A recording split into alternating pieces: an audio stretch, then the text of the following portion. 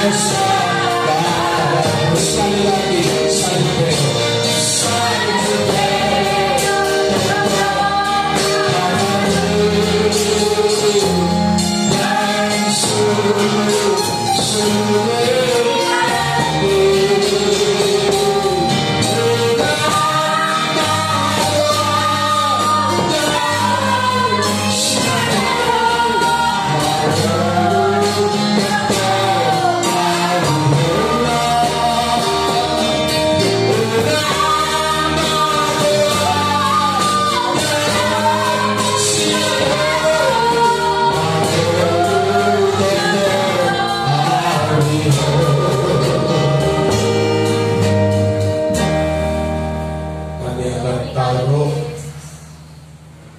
secara penuh kebenaran Tuhan yang akan kami dengar hari ini. Kami simpan, kami renungkan seperti Maria yang merenungkan kebenaran di hidupnya, sehingga dia menjadi hamba yang baik, hamba yang penurut kepada kebenaran Tuhan. Biar kami semua umat-Mu yang hadir hari ini menjadi penurut-penurut kepada firman Tuhan, sehingga hidup kami mempermuliakan Tuhan setiap hari. Demi Yesus Kristus Tuhan, kami siap dengarkan kebenaran-Mu. Haleluya. Amin. Puji Tuhan. Shalom. Hari ini firman Tuhan saya beri tema ucapanmu penentu masa depanmu. Biar kita sadari hari ini menjadi seperti apa kita ke depan tergantung dari apa yang sering kita perkatakan hari-hari ini. Kita akan melihat firman Tuhan dari Bilangan pasalnya yang ke-14 mulai ayat 26. Kita baca bersama. Lalu berfirmanlah Tuhan kepada Musa dan Harun, berapa lama lagi umat yang jahat ini akan bersungut-sungut kepadaku? Segala sesuatu yang disungut-sungutkan orang Israel kepadaku telah kudengar. Katakanlah kepada mereka, demi Aku yang hidup, demikianlah firman Tuhan, bahwasanya seperti yang kamu katakan di hadapanku, kata Tuhan ini, demikianlah akan kulakukan kepadamu. Di padang gurun ini bangkai-bangkaimu akan berhantaran, yakni semua orang di antara kamu yang dicatat, semua tanpa terkecuali, yang berumur 20 tahun ke atas, karena kamu telah bersungut-sungut kepadaku, bahwasanya kamu ini tidak akan masuk ke negeri yang dengan mengangkat sumpah telah kujanjikan akan kuberi kamu diami, kecuali Kaleb bin Yefune dan Yosua bin Nun. Tentang anak-anakmu yang telah kamu katakan, mereka akan menjadi tawanan. Mereka lah yang akan kubawa masuk, supaya mereka mengenal negeri yang telah kamu hinakan itu. Tetapi mengenai kamu, bangkai-bangkaimu akan berhantaran di padang gurun ini. Sampai di situ dulu. Nanti di rumah umat Tuhan baca Bilangan ini satu pasal, supaya ceritanya bisa lebih connect dan Bapak Ibu umat Tuhan bisa menangkap isi hati Tuhan dari kebenaran tersebut. Haleluya. Ucapanmu penentu masa depanmu. Peristiwa bilangan 14 ini adalah di mana bangsa Israel harusnya bangsa Israel sebentar lagi sudah masuk tanah Kanaan. Mereka belum begitu lama di padang gurun. Harusnya mereka sudah masuk tanah Kanaan, sehingga Musa menyuruh 12 orang pengintai. Satu orang mewakili setiap suku. Mereka disuruh mengintai tanah Kanaan. Karena apa? Karena mereka mau menduduki tanah itu. Mereka mau berperang melawan orang yang mengisi tanah Kanaan tersebut, sehingga tanah Kanaan yang berlimpah susu dan madu itu yang dijanjikan Tuhan kepada mereka bisa nikmati. Dan ternyata Alkitab berkata, setelah lewat 40 hari masa pengintaian bangsa Israel mewakili 12 itu, mereka pulang. Setelah mereka pulang, Alkitab mencatat ada lembah Eskol namanya. Mereka mampir di lembah Eskol itu karena Musa bilang, bawalah sedikit hasil negeri itu menjadi bukti buat kami. Tahu saudara, Alkitab menuliskan di sini, di lembah Eskol itu 1 tandan buah anggur itu harus dipikul 2 orang. 1 tandan buah anggur. Saudara bisa berkhayal sebesar apa buah anggurnya, dan saudara bisa bayangkan sesubur apa tanah itu taman Eden, itu tanah surga. Saking suburnya kan begitu. 2 orang harus memikul 1 tandan buah anggur. Tetapi buah anggur yang besar ini, tanah yang subur ini, tanah yang berlimpah-limpah susu dan madu ini, tidak menjadikan 10 orang itu bersemangat untuk mendudukinya. Sehingga ketika mereka bertemu dengan Musa dan bangsa Israel, ke-10 orang ini memberitakan kabar buruk, kabar negatif, kabar yang tidak membangun, kabar yang selalu menakut-nakuti bangsa Israel. Sehingga tahu saudara, seluruh orang Israel menjadi teracuni oleh kata-kata 10 orang ini. Sehingga walaupun Kaleb dan Yosua berkata, enggak, itu bohong, kita akan maju, kita akan perangi, kita akan kalahkan mereka. Ucapan yang 2 orang ini menjadi tidak berarti lagi. Kenapa? Karena ucapan yang ke-10 orang ini telah merasuki semua bangsa Israel, sehingga mereka meraung-raung dan mereka berkata, mari kita pulang ke Mesir karena kita mau mati, mau dibunuh sama Musa di sini. Kita dibawa untuk hanya sekedar dimatikan di padang gurun. Dan segala bahasa-bahasa yang buruk, bahasa-bahasa yang negatif, bahasa-bahasa yang tidak membangun, itu yang keluar dari mulut orang Israel, kecuali Kaleb dan Yosua dan Musa dan Harun tentunya. Tapi yang lain semua bicara negatif tentang nasibnya, tentang masa depannya, tentang Kanaan. Semua bicara negatif. Dan tahu saudara, ucapan negatif pun didengar sama Tuhan. Haleluya. Jadi kita lihat ini, supaya kita mengerti hari ini bahwa ucapan kita itu dampak ucapan negatif. Ucapanmu seperti doa. Kalau orang dunia bilang ucapanmu doa, itu bukan doa. Tapi ucapan itu seperti doa.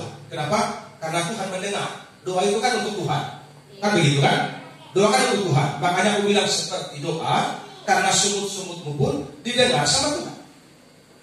Ucapanmu seperti doa yang didengar Tuhan, bukan cuma didengar, akan dikabulkan. Haleluya. Jadi kalau engkau berkata, pahit kali hidupku Tuhan, susah kali mulutku Tuhan, nggak laku jualanku Tuhan, miskin kali keluargaku Tuhan, Tuhan bilang dari surga, ayo matongon. Tuhan jawab dari surga, tohomai hatami. Betul kali yang kau bilang itu. Jadilah padamu seperti yang kau katakan. Itulah jawaban Tuhan dari surga. Makanya banyak orang percaya miskin sampai mati. Betul apa salah? Betul. Haleluya. Iya. Haleluya. Jangan mau miskin sampai mati. Amin. Karena Tuhan kita punya langit dan bumi. Amin. Emas dan perak kepunyaan Tuhan. Amin. Haleluya. Haleluya. Tinggal bagaimana engkau mengelola hatimu, pikiranmu dan perkataanmu supaya matching dengan Tuhan, nyambung dengan Tuhan. Amin. Jadi ucapan ini penentu. Kalau engkau selalu bicara yang negatif, yang tidak bermutu, yang tidak berbobot, maka hidupmu ke depan tidak akan bermutu dan tidak akan berbobot. Haleluya. Karena menjadi apa yang kau ke depan tergantung dari apa yang kau perkatakan hari ini. Amin. Haleluya. Jadi ayat 27 berkata, berapa lama lagi umat yang jahat ini akan bersungut-sungut kepadaku. Segala sesuatu yang disebut-sebutkan orang Israel kepadaku telah kudengar. Haleluya. Jadi sungut-sungut itu pun didengar Tuhan. Bahasa-bahasamu yang kotor didengar Tuhan. Bahasa-bahasamu yang tidak membangun didengar Tuhan. Bahasa-bahasamu yang sumbang didengar Tuhan. Jadi mulai sekarang jaga ucapanmu.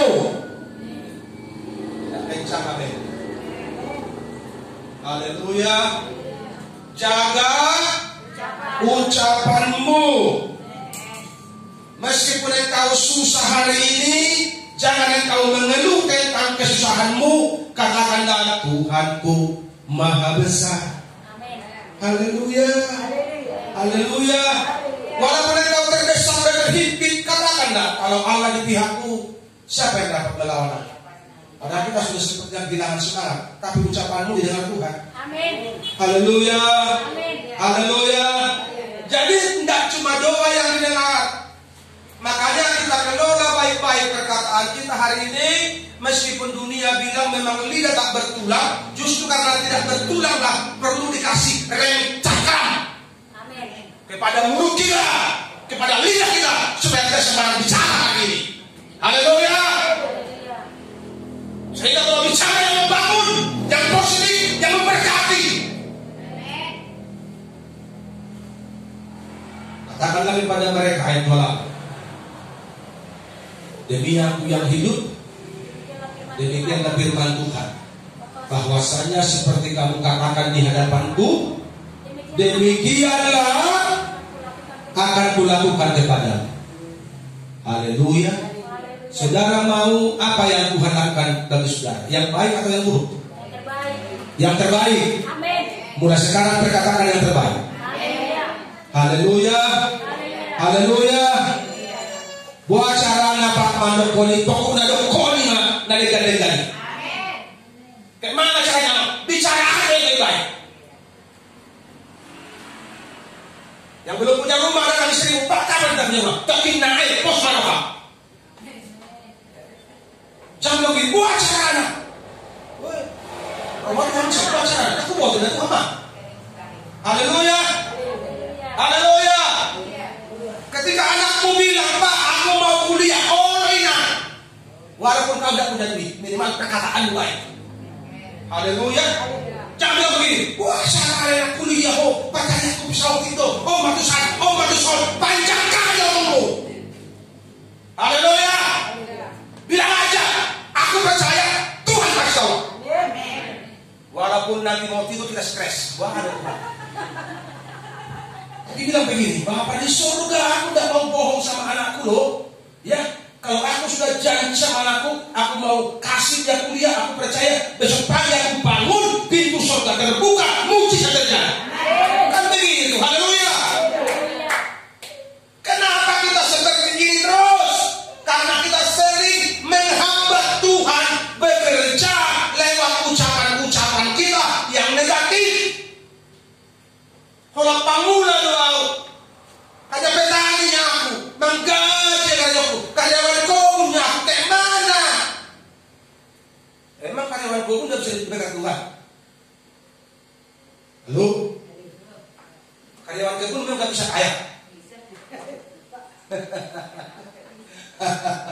Aku diberkati, sepanjang hidupku diberkati. Bila bangun pagi hari, siang berganti malam, aku diberkati. Tahu saudara, ada tahun lalu orang datang ke rumah kami mau menikah, gak jadi. Sudah datang, gak jadi. Kemarin kunikahkan di sini. Jadi kalau rezeki bakal ketukar sama orang. Iya. Haleluya. Tuhan yang Pas pula aku lagi gak punya duit. Betapa dia.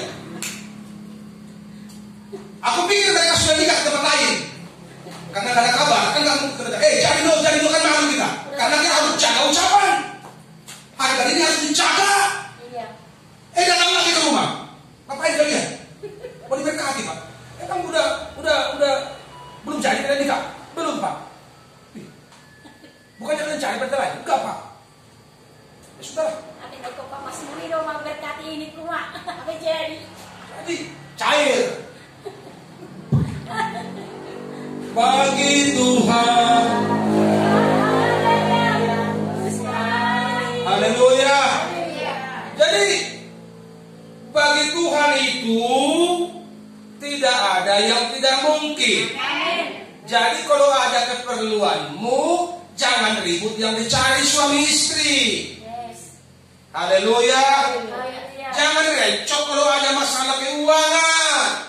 Tinggal bicara yang positif. Tokin nairo bebas-bebas. Bentar lagi datang berkat, percayalah Mae. Bilang begitu sama istri. Haleluya. Para istri harus percaya. Jangan bilang begini, bohong kali kau terus. Berarti si istrinya menghambat berkat Tuhan. Betul enggak? Si ibunya menghambat berkat Tuhan kalau bicaranya negatif. Kalau suami mau bicara positif membangun, kau bilang begini, amin. Age berhambat kosia. Enggak ada amin lah. Alimah diberi itu kedorohain. Karena tadi kami bilang, jadi badan seperti apa yang kau katakan. Jangan tunjukkan ketidakpercayaanmu. Para ibu-ibu kadang perlu meniru sikapnya Sarah, istrinya Abraham. Waktu itu Tuhan lewat malaikat datang bilang, Abraham, tahun depan kau punya anak. Si Sarah tidak pintu dengar, ngapain Sarah? Dia ketawa. Ketawa itu mengandung banyak arti. Iya. Kan begitu. Jangan bilang begini, mana mungkin itu sudah kau ucapkan. Tuhan pegang ucapanmu, betul enggak? Tapi kalau ketawa, Tuhan bilang begini, Tuhan harus pukul hati. Ini ketawa karena percaya, atau ketawa karena kurang yakin, atau gimana? Perlu di cross check hatimu. Tapi kalau kau bilang, mana mungkin, langsung Tuhan enggak. Iya enggak mungkin setelah kau itu. Langsung pakai mati. Betul apa salah? Betul. Daripada ucapanmu negatif, mending tertawa. Kalau suamimu bilang percaya lama, bentar lagi Tuhan tolong, ketawa aja. Jangan merepet-merepet yang gak jelas. Karena nanti Tuhan pegang kata-kata kita dan jadi pada kita seperti yang kita katakan. Bahaya kan? Haleluya.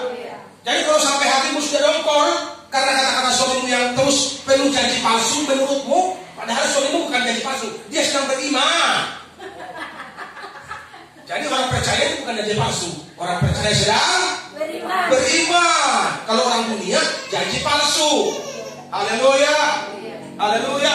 Kapannya pahit kita meningkat bentar lagi mah. Itu bukan janji palsu. Itu kata-kata iman. Kalau orang dunia mungkin janji palsu, tapi kalau bagi orang percaya segala sesuatu diperhitungkan Tuhan. Haleluya. Jadi perkataanmu menentukan menjadi seperti apa kita. 10 perintah yang menyampaikan berita negatif, berpikir negatif, berbicara negatif, mereka mati kena Tuhan. Sesuai dengan apa? Yang diperkatakan. Mati mendadak. Dihajar sama Tuhan. Kenapa? Karena memang mereka pengen mati. Itu loh. Itu intinya. Kenapa mereka mati? Karena mereka pengen mati. Mereka yang minta mati. Sehingga Tuhan bilang, jangan sama kau, matilah kau. Karena telah mati semua. Jangan sampai ucapan kita mematikan kita. Saya kasih tahu semua saudara, anak Tuhan harus panjang umur. Saur rumah tua. Haleluya. Sehat-sehat. Gak perlu selalu waktu kalau sakit-sakit. Mending mati cepat aja. Karena ngerecokin yang lain. Haleluya. Haleluya. Bikin dulu sama yang lain. Karena Alkitab bilang begitu. Orang percaya itu seperti pohon korma. Pada masa tua pun mereka gemuk dan segar. Jadi kalau segala sesuatu yang tidak sesuai dengan firman Tuhan, pergi dulu. Haleluya. Yang kedua, mematikan secara perlahan-lahan. Di padang gurun ini, bangkai-bangkai akan berhantaran. Yakni semua orang di antara kamu yang dicatat, semua tanpa terkecuali, yang berumur 20 tahun ke atas, karena kamu telah bersungut-sungut kepadaku. Jadi 20 tahun yang dicatat keluar dari Mesir, mereka berjalan sampai ke padang gurun ini. Sebelum mengintai tanah Kanaan itu tidak lama, paling 2 atau 3 bulan dalam perjalanan sampai ke padang gurun ini. Mungkin itu paling lama 3 bulan. Begitu mereka menolak Tuhan, mereka menolak kebenaran, mereka menghina tanah Kanaan yang Tuhan janjikan itu. Apa Tuhan bilang? Di padang gurun ini kamu akan mati, bangkaimu akan berhantaran. Jadi tahu saudara, mengapa bangsa Israel sampai 40 tahun dibuat berkeliling di padang gurun? Saya kasih tahu sama saudara, biar semua yang berumur 20 tahun yang keluar dari tanah Mesir itu, biar mereka semua mati. Kenapa begitu? Karena sikap hati dan perkataan mereka yang salah sama Tuhan. Haleluya. Jadi Tuhan tidak langsung bawa mereka setelah mereka menista Tuhan, menghina Kanaan. Bagaimana cara Tuhan? Tuhan buat berkeliling. Kan saudara baca ayatnya yang ke-34.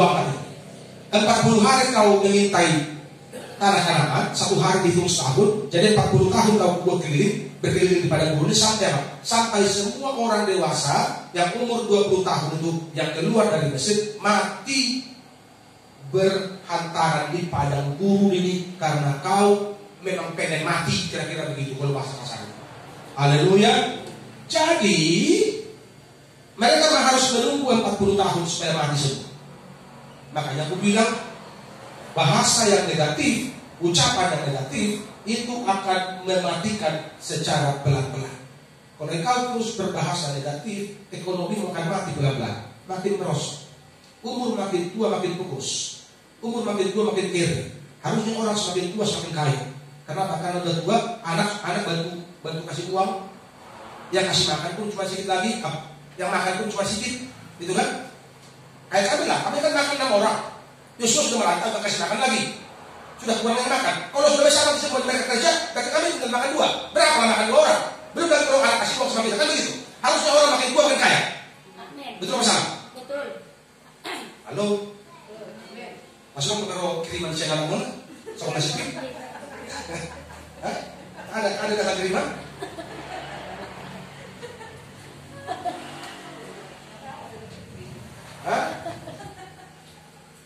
Haleluya. Kadang begitu bisa lemas karena kiriman dari anak nggak datang. Hei, anak-anak kami yang perantauan, yang lagi cun di sini dengar ya, kirim berkat buat orang tuamu. Banyak kirim.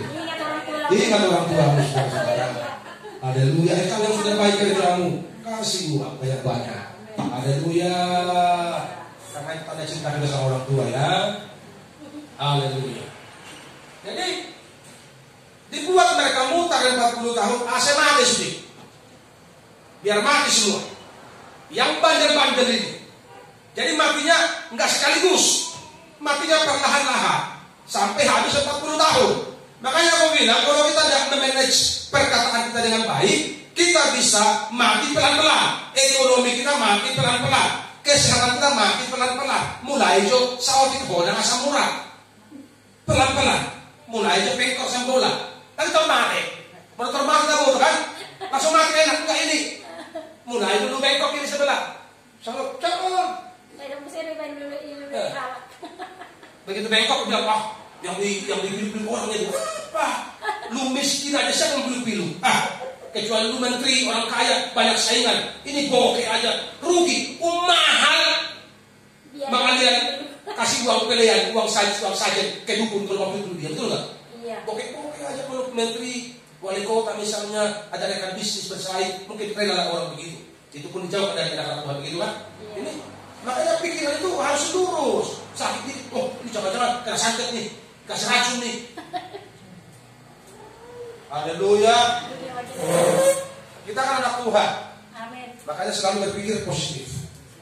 Amin. Amin. Kalau kita berpikir positif, maka kita akan berkata-kata positif. Jadi jangan sampai kita mati pelan-pelan. Pencarian kita mati pelan-pelan. Tadinya hauma kita, jumlah kita, daya kita panen 200 kali, sekarang kurang 100 kali. Kalau masih dapat 50 kali, kenapa? Ada wereng, ada hama, ada tikus. Kenapa? Karena kalau panen tidak dikasih sama gembelanya beras. Terima kasih buat Ibu Nadia, hari ini kasih yang beras. Haleluya. Pasti nanti kalau panennya tambah rame lah. Karena yang ditabur itu akan dijual. Iya. Betul apa salah sih? Betul. Itulah enaknya gembala, dia bisa menyinggung dalam segala keadaan.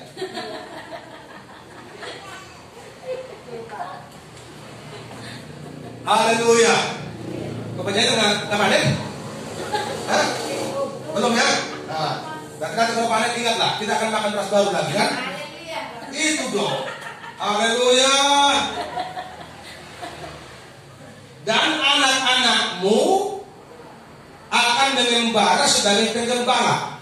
Kenapa anak-anak mengembara sebagai penggembala? Dampak orang tua yang tidak cinta Tuhan, anaknya yang berani. Saudara tahu itu? Tapi kalau orang tua cinta Tuhan, Daud bilang, dahulu aku muda, sekarang telah menjadi tua, belum pernah melihat keturunan orang benar ditinggalkannya atau anak cucunya meminta-minta roh. Haleluya. Jadi ini bangsa Israel, anak-anaknya menjadi pengembara 40 tahun menanggung hukuman orang tuanya yang tidak cinta Tuhan. Makanya para orang tua di sini takut-takut sama Tuhan, hormat sama Tuhan. Karena boleh tahu hormat sama Tuhan, engkau sedang menginvestasikan perkara yang rohani kepada anak-anak. Haleluya. 40 tahun lamanya dan akan menanggung tuh. Akan menanggung akibat ketidaksetiaan. Siapa yang tanggung? Anak kita yang tanggung karena kita kurang ajaran orang tua. Sampai bangkai-bangkaimu habis di padang gurun, sampai dikupas semua pelan-pelan. Tapi anaknya harus merana 40 tahun, menunggu waktu yang terbaik sampai orang-orang yang keras kepala, yang berpikir negatif, bicara negatif, habis semua di padang gurun. Jadi yang masuk ke tanah Kanaan itu adalah yang berumur 20 tahun ke bawah dan anak-anak yang lahir selama perjalanan di padang gurun. Itulah yang masuk ke tanah Kanaan, orang-orang muda, kecuali Kaleb sama Yosua. Harun mati, Musa mati juga. Kenapa? Karena Musa pun sempat dongkol sama mereka, gak tahan lagi, dia kesal kali dia, saking jahatnya orang Israel. Tapi Tuhan bilang Musa, karena bangsa Israel sudah ribut minta air, Musa katakan kepada batu itu supaya air keluar dan bangsa itu minum. Sampai kesalnya Musa, udahlah, dia udah mirip-mirip orang Batak juga, dia kan emosi, dia kan kata air, wih, air berbual-bual darah. Tapi Tuhan bilang, Musa, kok kau gak hormati putusanku? Iya. Kau bilang jangan pukul, kau bilang katakan. Jadi emosi. Ini kau emosi, kau gak masuk lah kau. Gak nurut sama Jadi Tuhan. Musa gak masuk juga. Jangan sampai pemimpinmu gak masuk surga karena kelakuan. Ampuni dia Tuhan. Karena sudah tertulis dalam Alkitab, betul nggak? Itu loh, tertulis loh. Tapi saya percaya di sini jemaat-jemaat yang cinta Tuhan semua. Haleluya. Jemaat-jemaat yang takut Tuhan semua ini, domba-domba yang baik semua ini, yang kambing yang gak datang di hati. Haleluya. Yang ketiga, tidak menikmati janji Tuhan. Ayat 30. Bahwasanya kamu ini tidak akan masuk ke negeri yang dengan mengangkat sumpah telah kujanjikan akan kuberi kamu diami, kecuali Kaleb bin Yefune dan Yosua bin Nun. Tentang anak-anakmu yang telah kamu katakan, mereka akan menjadi tawanan, mereka lah yang akan kubawa masuk. Tuhan perhitungkan. Padahal sudah dibilang anak-anak tawanan, jadi budak segala macam. Itulah bahasa-bahasa negatif yang mereka bilang nanti anak-anak akan dijual menjadi hamba. Tapi Tuhan bilang enggak, anakmu akan masuk pada negeri yang kau hinakan. Supaya mereka mengenal negeri yang telah kamu hinakan itu. Tuhan sudah berjanji bahwa mereka akan memasuki negeri itu, tapi ucapan mereka membatalkannya. Makanya perjanjian itu terjadi dua belah pihak. Tuhan sudah bilang, dengan mengangkat sumpah, aku berjanji engkau akan masuk tanah Kanaan itu. Tapi sepertinya Tuhan menjadi berbohong. Tuhan menjadi tega mencabut janjinya. Kenapa? Karena kelakuan bangsa itu yang terlalu dekil, yang selalu mengata-ngatai Tuhan yang tidak baik. Jadi Bapa, engkau baik, Bapa engkau baik. 1000 kali kita nyanyi Bapa engkau baik, kalau kita nggak taat, maka kebaikannya bisa batal sama saudara. Betul begitu kan? Sesuai dengan firman Tuhan ini. Amin. Haleluya. Kalau kita terus melawan Tuhan, meskipun tiap hari kita nyanyi Bapa engkau baik, kebaikannya bisa batal dan tidak sampai ke tempat kita. Karena itu hari ini kita kelola hidup kita dengan baik. Jangan lagi ada ucapan-ucapan yang negatif keluar dari mulut kita sekalipun keadaan kita tidak baik. Haleluya. Sekalipun kondisi kita tidak baik, sekalipun kesehatan kita kurang baik, ekonomi kita kurang baik, tidak usah berkata-kata yang tidak baik. Berkatakanlah yang baik kepada sesama, kepada Tuhan setiap hari. Karena jadilah padamu seperti yang kau ingini. Haleluya. Kadang-kadang keinginan itu tercapai lewat kata-kata, sehingga sudah gak tahu dan mau bilang apa, yang keluar yang negatif. Makanya kalau gak tahu dan mau bilang apa, ketawa aja. Haleluya. Nah, ngerti dan mau bilang apa, ketawa aja penting. Kalau tidak bisa ketawa, diam saja, tutup mulut. Daripada kita berkata-kata yang negatif dan itu dipegang sama Tuhan, maka Tuhan akan mengabulkan apa yang kita katakan. Kalau yang kita katakan yang jelek, repot kita jadinya. Janji Tuhan dibatalkan oleh apa? Ucapan yang negatif. Bukan Tuhan yang membatalkan. Kita yang membatalkan. Tuhan sudah mau kirim bantuan, tapi kita tidak begini. Bagaimana mungkin? Haleluya. Tuhan sudah mau kirim orang membawa uang sama kita. Kita bilang gua acara, gak mungkin lah. Tuhan bilang sama orang itu, pulang kau, gak usah kasih sama itu. Karena Tuhan yang menggerakkan hati orang. Amin. Kita Amsal bilang begini, hati raja-raja bagaikan batang air di tangan Tuhan. Kalau batang air itu terserah Tuhan. Tuhan mau alirkan kemana saja bisa. Amin.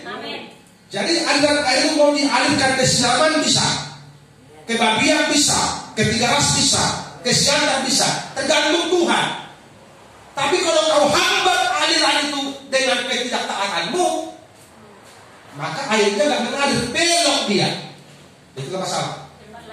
Jadi jangan hambat dengan ketidaktaatanmu aliran berkat Tuhan, sehingga walaupun engkau tempatnya di gunung, Tuhan akan memaksa air memancar ke sana. Haleluya. Kata orang kan air itu kan mengalir ke tempat yang rendah. Sekarang bagaimana kalau kita tinggal di gunung sana? Tuhan akan buat pancaran air dari mana aja. Yang penting intinya engkau pasti diberkati. Amin. Haleluya. Buat anak jangan pikirin bagi Tuhan tak ada yang mustahil, itu intinya.